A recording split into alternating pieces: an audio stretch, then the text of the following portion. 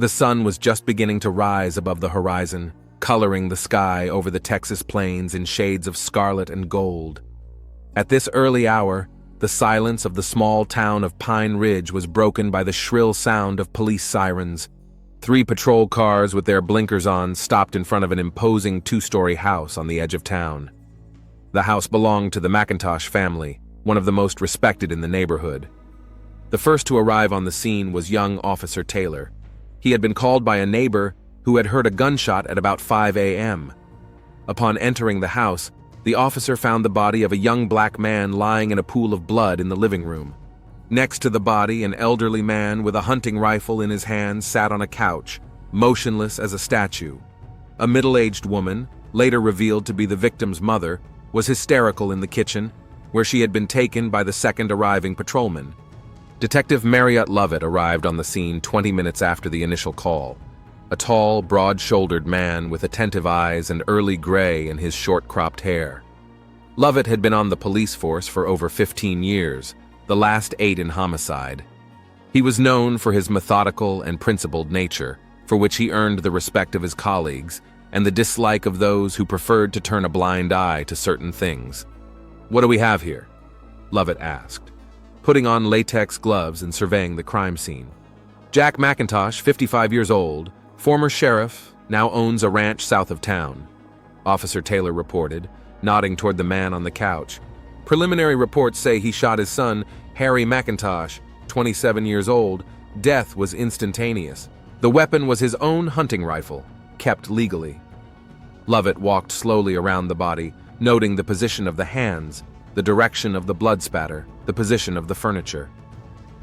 There was a bag on the floor next to the body.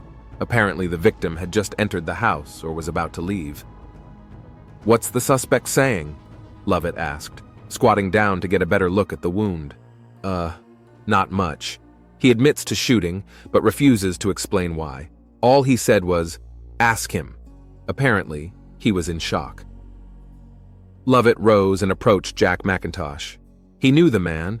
In a small town, it was hard not to know the former Sheriff McIntosh had always given the impression of a stern but fair man. Now he sat with a blank stare, looking off into the distance, as if oblivious to what was going on around him.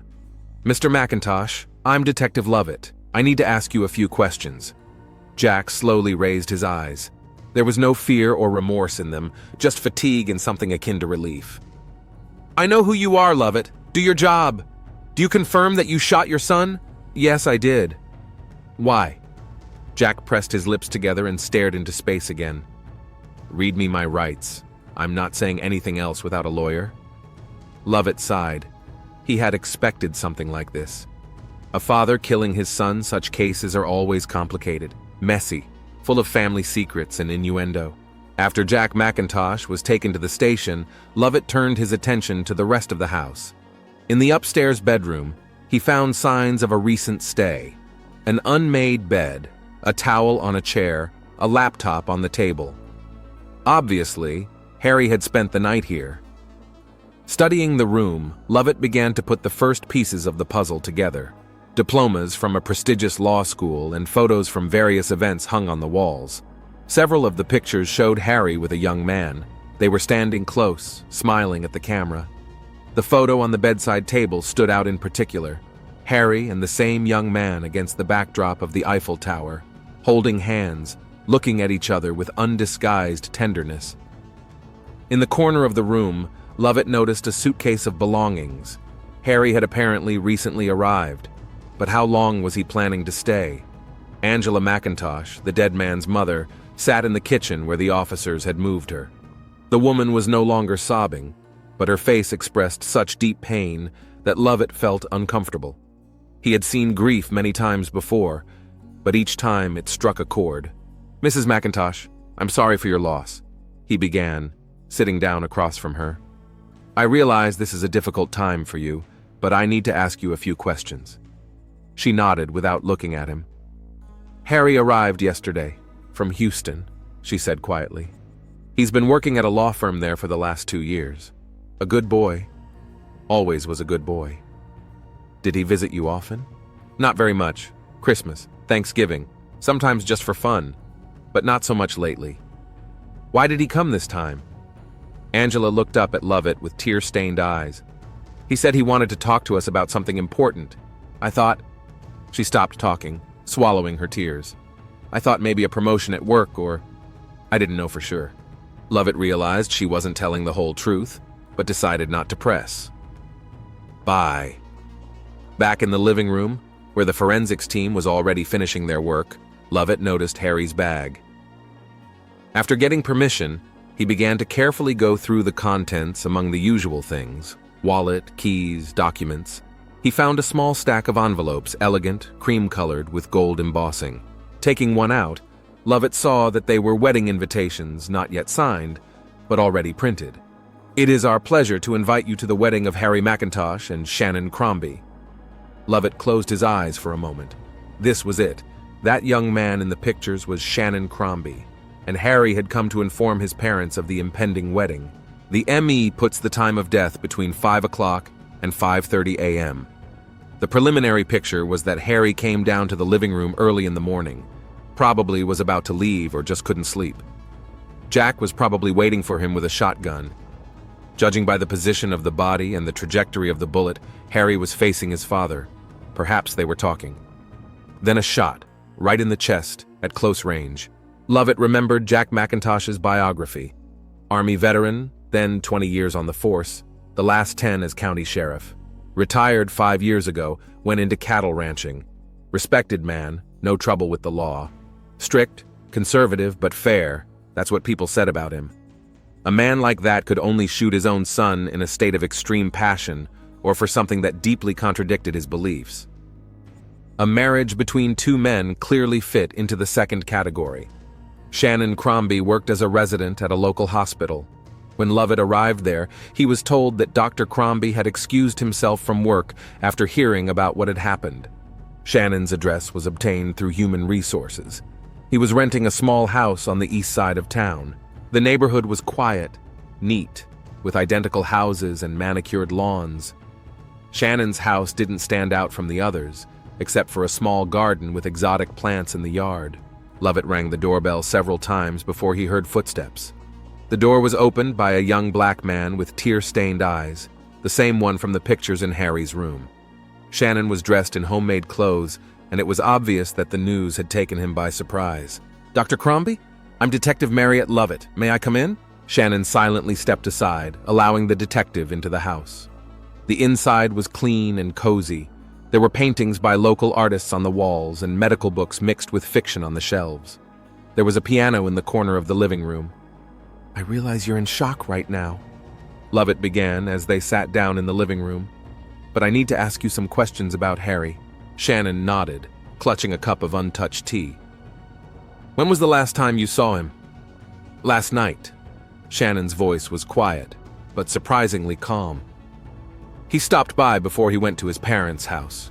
We had dinner together.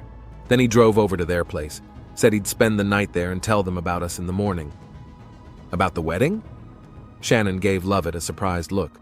"Yeah, we were planning on getting married in the fall. How did you—" "I found the invitations in his bag," Lovett explained.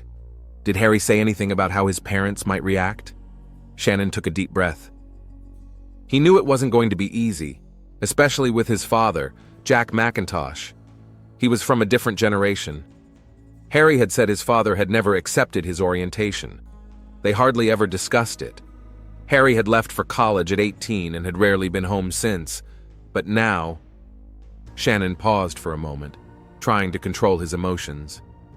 He said he wanted to come clean, that he was tired of hiding, that if they couldn't accept him for who he was, then maybe it was best they didn't see each other at all. Did Harry ever mention any specific threats from his father? No, never. He said his father was cold to him, that they often argued about politics, about life values. But threatening? No. I would never have let him go there if I suspected. Shannon couldn't finish the sentence. The tears he'd worked so hard to hold back finally broke through. He covered his face with his hands, his shoulders shuddering with sobs. Lovett gave him time.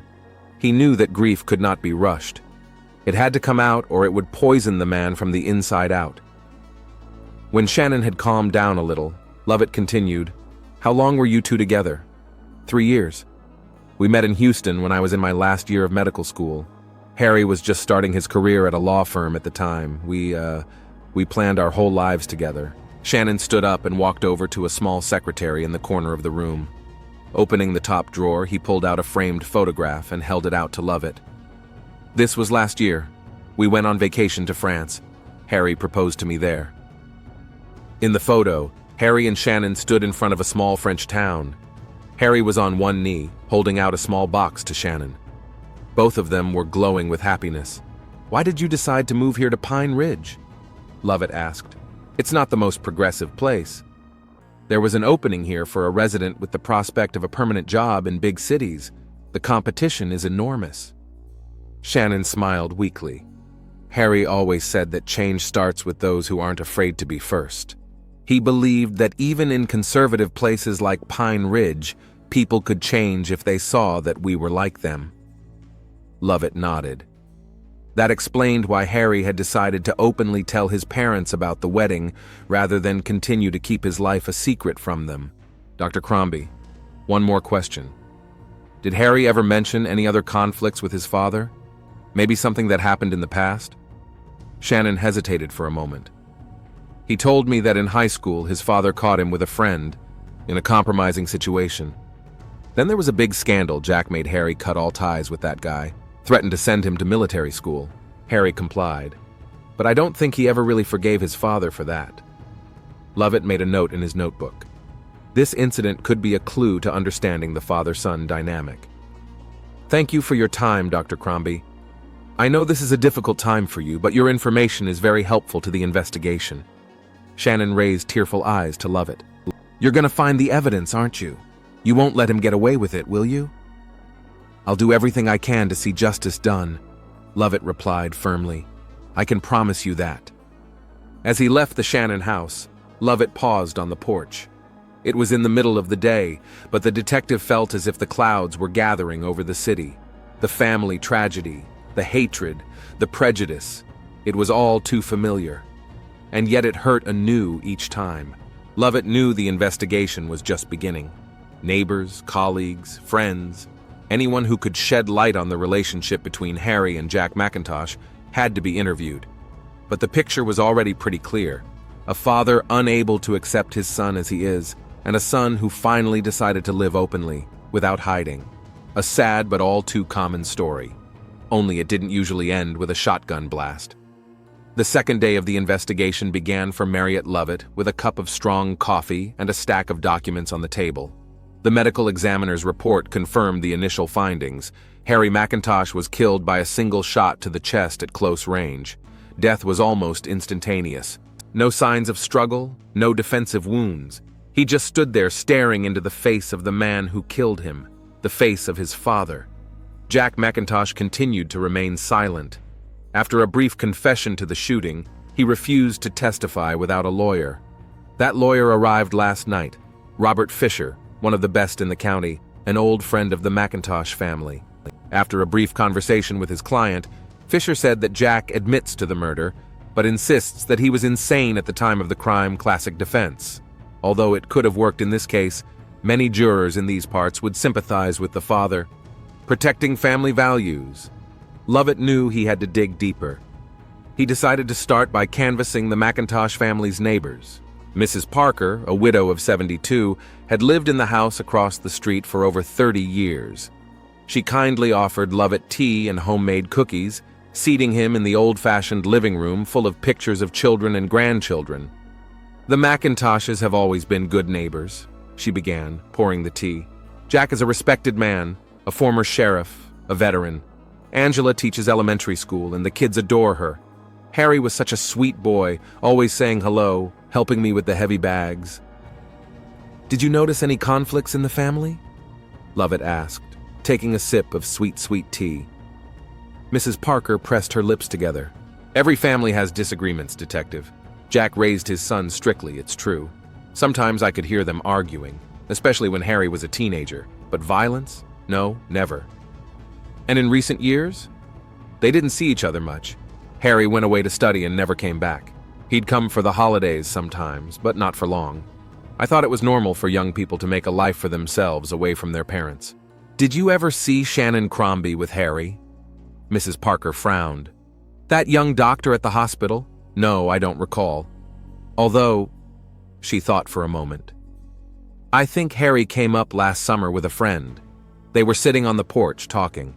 Jack was at the ranch at the time, and Angela was bustling around them, offering snacks, lemonade.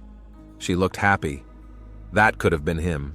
Do you think Angela knew about the nature of the relationship between Harry and Shannon? The older woman looked at Lovett carefully. A mother always knows, Detective. Always. Even if she'd rather not say it out loud. After Mrs. Parker, Lovett talked to several other neighbors. All of them characterized the McIntosh family positively, noting Jack's strictness and Angela's gentleness. No one mentioned open conflict or violence, although some noticed tension between father and son. It was like they spoke different languages, said Mr. Rodriguez, who lived 2 houses down. Jack was old school, conservative, straight as a shot. Harry was softer, thoughtful. When they talked, they seemed to hear only themselves, not each other. The next item on the list was the elementary school where Angela McIntosh taught. The principal, a full woman with kind eyes, eagerly spoke about her subordinate. Angela is a wonderful teacher. 25 years of experience, not a single complaint. Children love her, parents respect her. She's always calm, reserved. Except lately she seemed a little distracted. But we chalked that up to fatigue at the end of the school year. Did she ever talk about family problems? The principal shook her head. Angela is a very private person when it comes to her personal life. You know, there's a type of woman who can spend hours listening to other people's problems, giving advice, supporting them. But she doesn't talk about her own difficulties. She never complained about her husband or her son, although sometimes I noticed bruises on her arms. Once I asked her about it, she said she'd had a bad fall down the stairs. Lovett made a note in his notebook.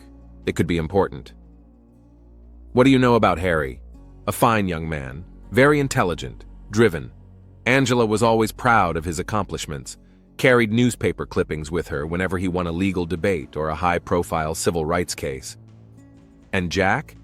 Was he proud of his son too? The principal hesitated. That's a tough question. Jack McIntosh is an old-school man. I think he wanted his son to follow in his footsteps, become a cop, or at least stay in Pine Ridge.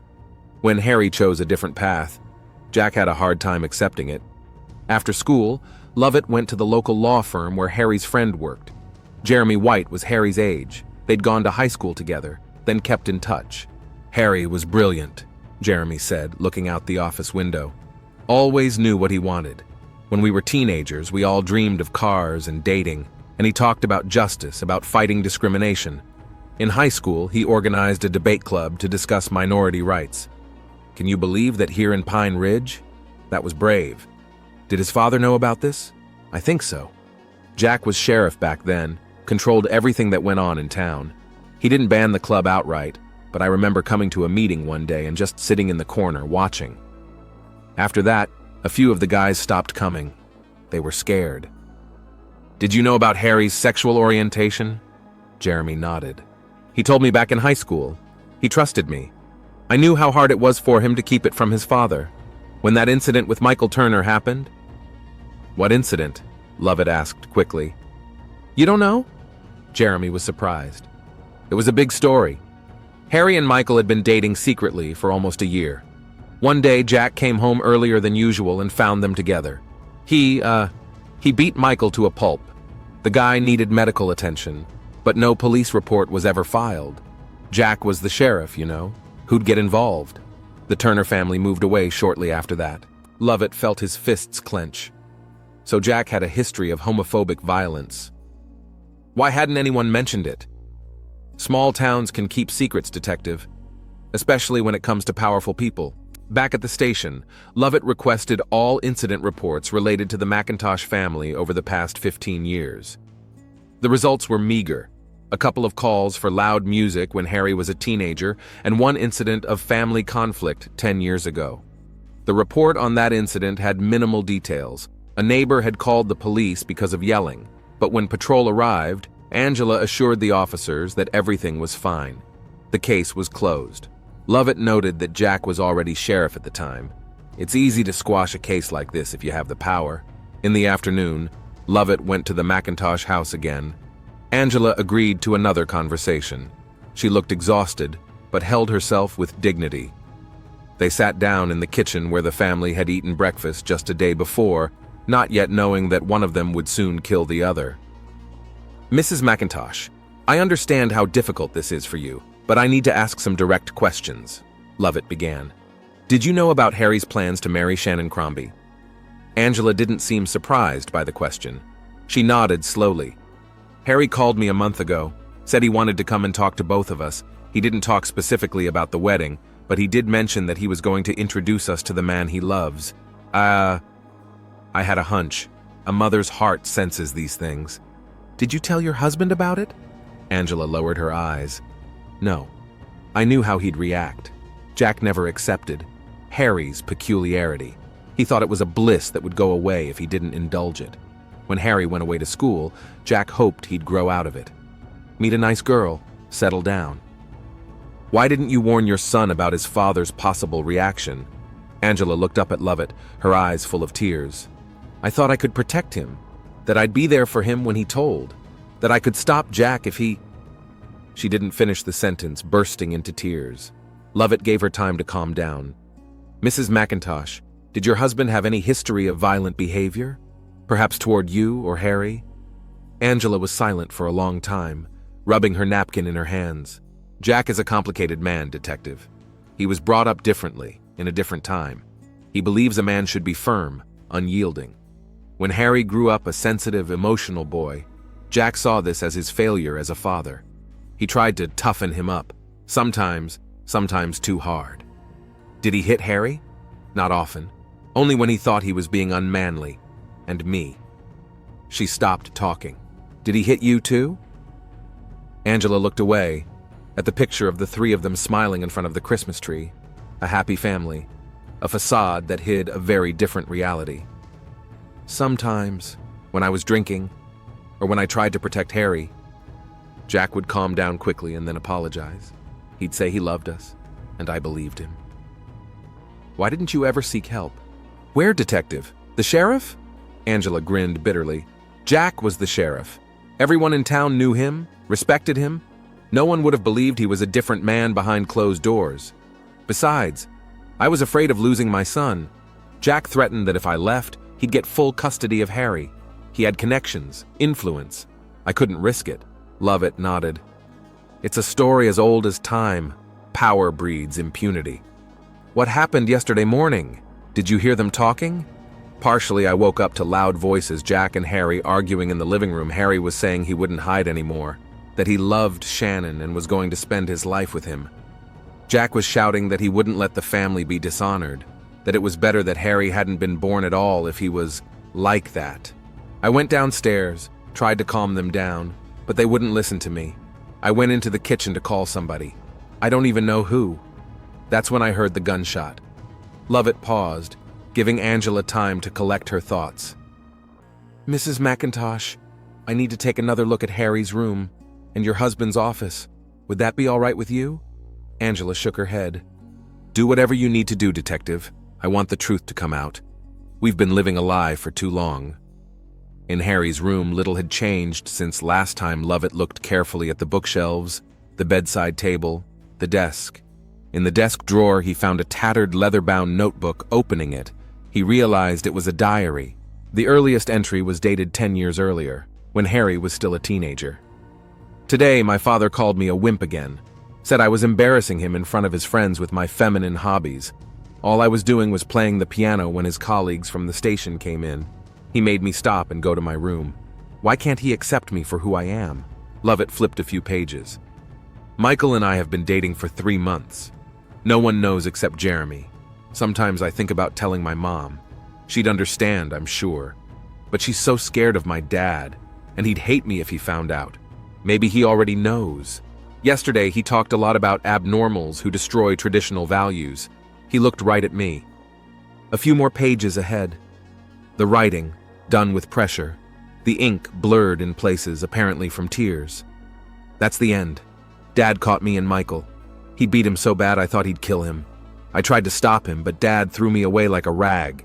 Then he locked me in my room and took Michael away. He came back 3 hours later, said if I ever saw that pervert again, I'd wish I'd never been born, and then he said he'd send me to military school. My mom cried, begging him not to do it. He hit her. I hate him. I hate him. Lovett closed the journal. What began as an investigation into a simple, albeit tragic incident had turned into a story of years of abuse and suppression. Jack McIntosh wasn't just a strict father. He was a tyrant who terrorized his own family. From Harry's room, Lovett made his way to Jack's office on the first floor. It was a typical man's den: a leather armchair, a wall of hunting trophies, a gun cabinet, now sealed by the police, a massive oak desk. On the walls hung pictures of Jack in his sheriff's uniform, a few honorary degrees and diplomas. Lovett started at the desk. The top drawer held house and ranch deeds, insurance policies, receipts. In the second were hunting magazines and gun catalogs.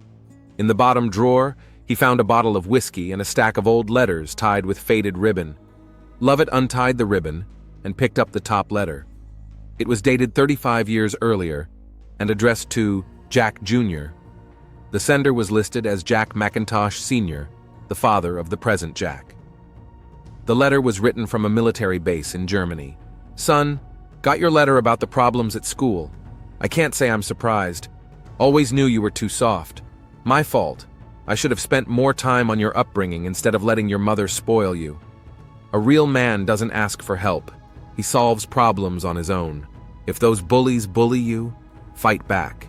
If you can't fight back, bear with them in silence. Whining is for girls and faggots. I hope you're not one of them. There's no place for such in our family. Lovett picked up the next letter, dated a few months later. Jack, your mother told me about your friend Alan. I don't like it. Men should not be so close to other men. It's unnatural. When I come back next month, we're going to take your education seriously. I'll make a real man out of you, even if I have to beat the crap out of you. Another letter, even darker. Son, I'm disappointed in your excuses. A real man doesn't look for excuses for his weakness. He corrects it. I see in you the same tendencies my brother Ray had. Remember I told you about him? How he dishonored our family with his perversions. How Dad disowned him. I'm not going to let you go down the same road. It's better to have no son at all than to have a perverted son. Lovett set the letters aside, feeling a heaviness in his chest. The picture was becoming clearer and more complicated at the same time. Jack McIntosh was the product of the same toxic upbringing he'd then applied to his own son, a generational cycle of abuse. He realized that behind the outward facade of a respected member of society lurked a man deeply traumatized by his own childhood, unable to break free from the cycle of hate and fear. This did not justify the murder, but it did help him understand its roots. Leaving the house, Lovett noticed Angela standing at the kitchen window. She was staring out into the distance, and there was an infinite weariness in her gaze. A woman who had spent her life between two fires, between a tyrant husband and a son she couldn't protect. Lovett knew that now he had enough material to build a complete picture of the crime. But there was one more thing to come, the most difficult of all, the final confrontation with Jack McIntosh, the man who had chosen to kill his own son rather than let him be happy. The interrogation room at the Pine Ridge police station was small and impersonal. Gray walls, a metal table bolted to the floor, 3 chairs, and a large mirror on one wall, the classic one-way glass. Detective Marriott Lovett sat across from Jack McIntosh, who seemed to have aged 10 years since they'd first met. Next to Jack sat his attorney, Robert Fisher, in an immaculate suit, with an expression of professional equanimity on his face. Mr. McIntosh, Lovett began, spreading out a file folder in front of him, we have gathered enough evidence to charge you with first-degree murder. We have your confession, a weapon with your fingerprints on it, numerous witnesses to the strained relationship between you and your son. But there's one thing we're missing. What's that? Fisher asked before Jack could open his mouth. Motive, Lovett answered, looking straight into Jack's eyes. I want to hear you tell me why you did it. Fisher put his hand on his client's shoulder. I advise you to exercise your right to remain silent. No, Jack said suddenly, pulling away from the lawyer. "I want to speak." His voice sounded hoarse, as if he had been silent for a long time or had been shouting. "Probably both. Jack, I strongly suggest—" Fisher began, but McIntosh interrupted him. "That's enough, Rob. I'm tired of not talking. I've been silent my whole life. Where's it gotten you?" Lovett turned on the recorder and uttered the standard wording about recording an interrogation. Then he turned to Jack again. "Tell me about that morning." Jack folded his hands on the table. His fingers, accustomed to hard work on the ranch, were as still as a statue's. Harry had come in the evening before, said he wanted to talk to us about something important. I thought maybe he'd decided to come back to Pine Ridge. Practice here. That would be, the right thing to do. A son should carry on his father's work, or at least stay close by. He paused, as if gathering his thoughts. We had dinner. Angela fussed around him as usual. Harry talked about his work in Houston, some defense cases. It all sounded foreign, not manly, but I didn't say anything. Then he said he'd talk to us in the morning and went to bed. I couldn't sleep all night. I felt like something was coming. Wrong. "And what happened in the morning?" Lovett asked, although he already knew the answer from Angela's testimony and his own investigation. "I got up early as usual. I went downstairs. I sat in the kitchen drinking coffee. Then I heard footsteps. Harry came down. He looked determined. He said he wanted to talk. He started talking about his life in Houston, about his work. And then he said he'd met a special person. I knew what he was getting at. I asked him straight out, 'Is it a man?' He said yes, and he said they were getting married." Jack was silent, his face contorted from the memory. "What did you feel at that moment?" Lovett asked. "Anger, disgust, shame. I spent so many years trying to make a real man out of him.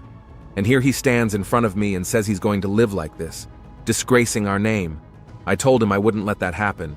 He replied that he didn't need my permission, that he just wanted us to know, that he wouldn't hide anymore."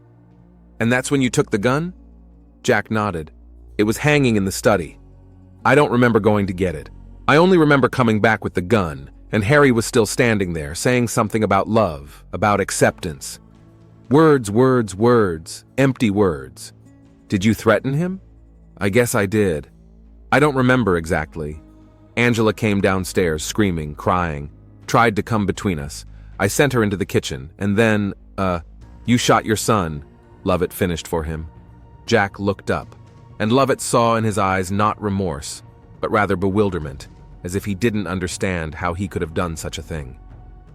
"Do you realize that you killed him because of his sexual orientation?" Lovett asked directly.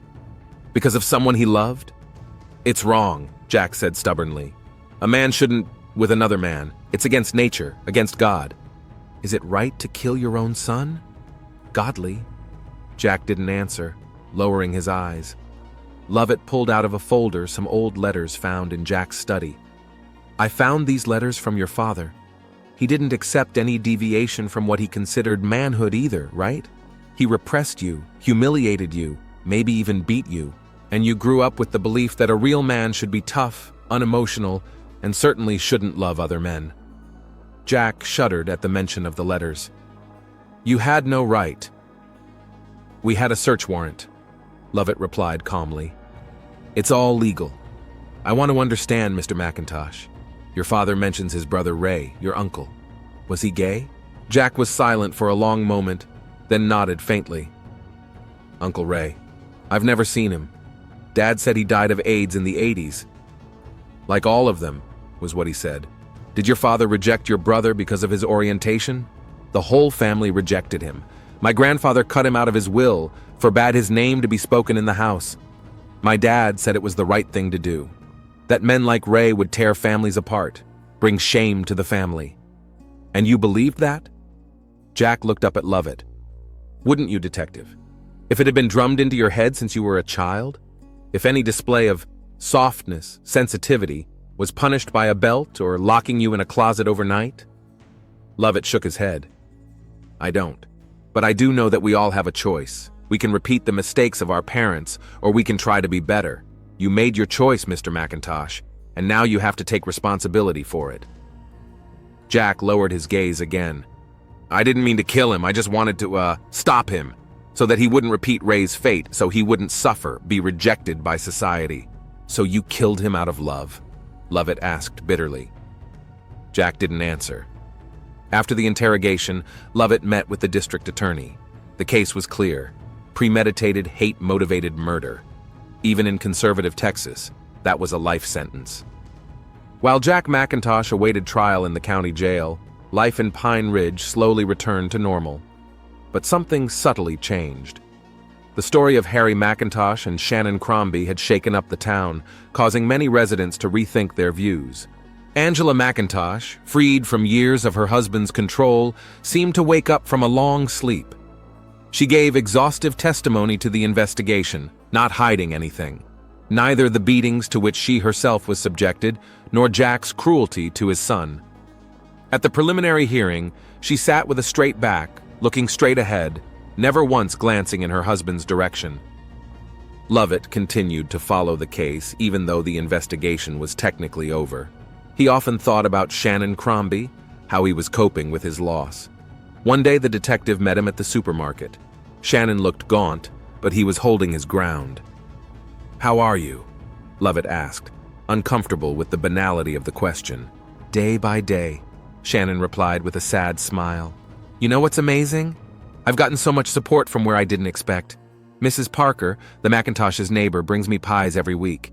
She says Harry loved her baking, and now she bakes for me." Colleagues at the hospital raised money for a memorial for Harry. Even the pastor of a local church came to offer condolences, though his church is known for its conservative views. "People can surprise you," Lovett remarked. "Yes," Shannon agreed. "Harry always believed that.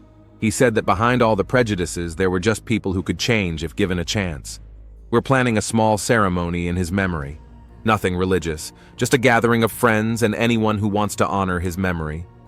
Would you be able to come?" Lovett nodded, touched by the invitation. The ceremony was held in the city park on Saturday. It was a clear, warm day with a light breeze, as if nature also wanted to honor Harry's memory.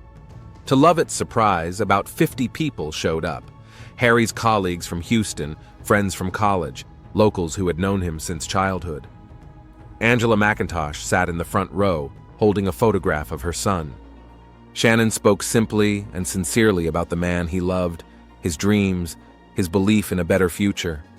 Friends and colleagues shared memories about how Harry defended immigrants in court, working for free, how he helped the homeless in Houston, how he always took the time to listen and support. After the formal part, Lovett approached Angela. She looked frail, but there was a determination in her eyes that hadn't been there before.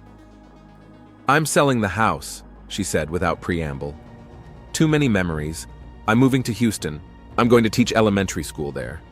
"That's a good decision," Lovett replied. "I've started a foundation in Harry's name," she continued, "to support LGBT youth from small towns, so they can get an education, get a job, get out of a toxic environment if necessary. Harry would want that." Lovett nodded, truly admiring the strength of this woman who found the courage to start a new life after all she had been through. Jack McIntosh's trial began 3 months after the murder. The trial attracted not only local, but also national media attention. The story of the former sheriff who shot and killed his gay son became a symbol of the conflict between traditional values and acceptance of diversity, especially in conservative areas of America. The defense tried to build a line on temporary lapses of judgment, but the evidence of premeditation was too compelling. Angela's testimony of years of violence and threats, Harry's diary, evidence of a previous incident with Michael Turner all indicated that the murder was the culmination of a long history of hatred and non-acceptance. The jury deliberated for only 4 hours. Verdict: guilty of first-degree murder with aggravated hate. Sentence: life in prison with the possibility of parole after 25 years. As the judge read the sentence, Jack McIntosh stood motionless, staring into the void. Only as he was being led out of the room did he meet his ex-wife's gaze for a moment. It was not anger in his eyes, but something akin to confusion, as if he had only now realized that he had lost everything because of prejudices that were not even truly his own. After the trial, life took different paths for everyone involved in this drama. Angela moved to Houston and immersed herself in her work with her son's foundation. Shannon Crombie was promoted at the hospital and became active in programs to support LGBT youth. Jack McIntosh disappeared behind prison walls, becoming just another number in the system. 6 months after his sentencing, on a sunny spring day, Marriott Lovett stood at a memorial bench in a city park. The bench was set up in memory of Harriet McIntosh, with a simple plaque that read, "In memory of Harriet McIntosh, who believed in the best in people. One family, one love, one world." Lovett sat on a bench, watching the townspeople passing by. A family with children, an elderly couple holding hands, teenagers on skateboards, ordinary life that goes on no matter what. In his pocket was a letter from Angela. She wrote that she was adjusting to her new life, that the foundation had already helped dozens of young people, that she finally felt like she was doing something important, and that she had forgiven Jack, not for him, but for herself, to free herself from the weight of hatred. At the other end of the park, Lovett spotted Shannon. He wasn't alone. A young man was walking beside him, and they were talking animatedly about something. Lovett smiled. Life went on.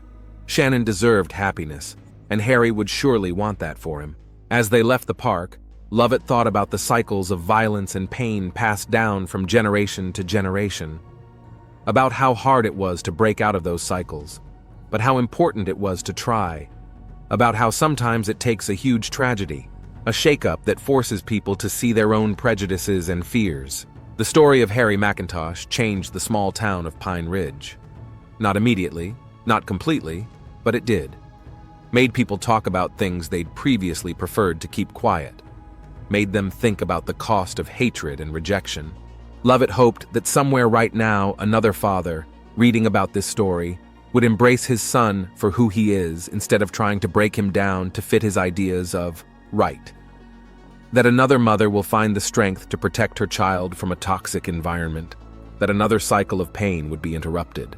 That would be the best memory of Harry McIntosh, a man who believed in the best in people until the very end.